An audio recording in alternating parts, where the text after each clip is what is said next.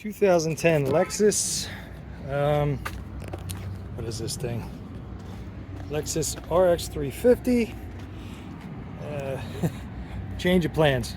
I was supposed to check this vehicle out for the air conditioning. The air conditioning compressor not working. They put two compressors in it, still not working. And while this was on the way here, it overheated, and now it's a no start. Doesn't sound too good.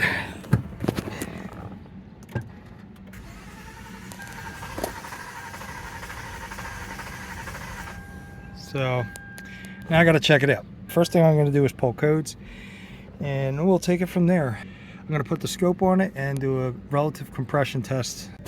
We got a diagnostic report. I haven't run the scope yet, but we got some visual stuff going on here. These are pretty badly pinched. I was going to back probe, but I think what I'm going to do is I'm going to poke into a wire. I don't want to mess with any of this stuff. It's there too and there.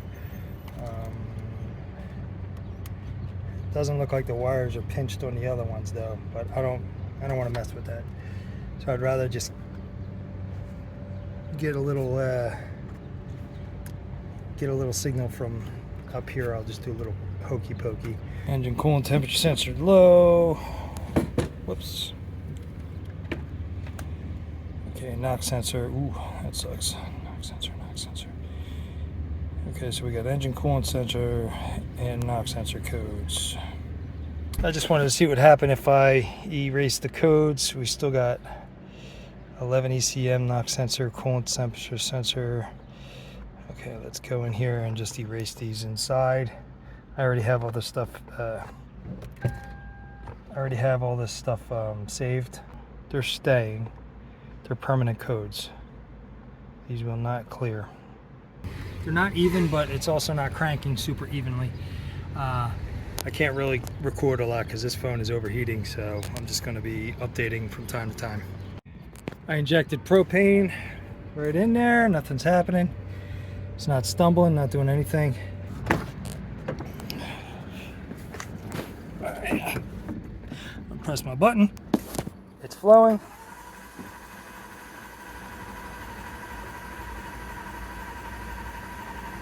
So nothing right now.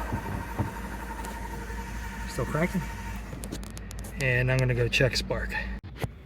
Plug is fouled out, fuel fouled. Got all the basics covered. I got spark, I got fuel. They were fouled out a little bit. Obviously I can't get to those ones, but when I was cranking it, I saw some stuff coming out of here. So I might hook up the scope for that, but I want to try a rubber glove. I've never done that trick.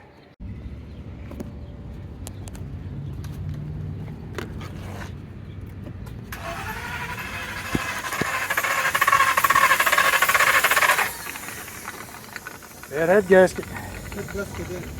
Yeah. Or crack block. Engine's no good. Yes. That's the first time I ever did that. I know. Yeah. Pretty cool. It's the first time I ever used it.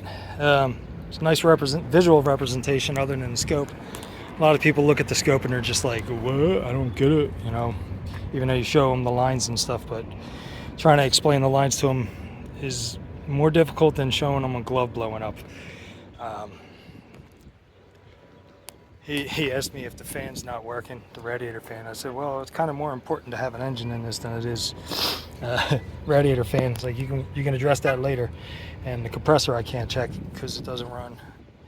And there's no point in doing any of that with a bad engine. So I'm done with this one. And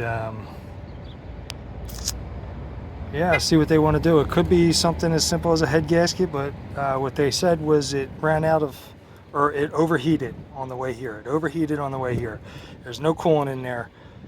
I didn't see any coolant in the front three. I didn't take any of the three out because you got to take the three in the back out because you got to take the intake off. But, you know, being that it overheated, it's very likely that it warped the head.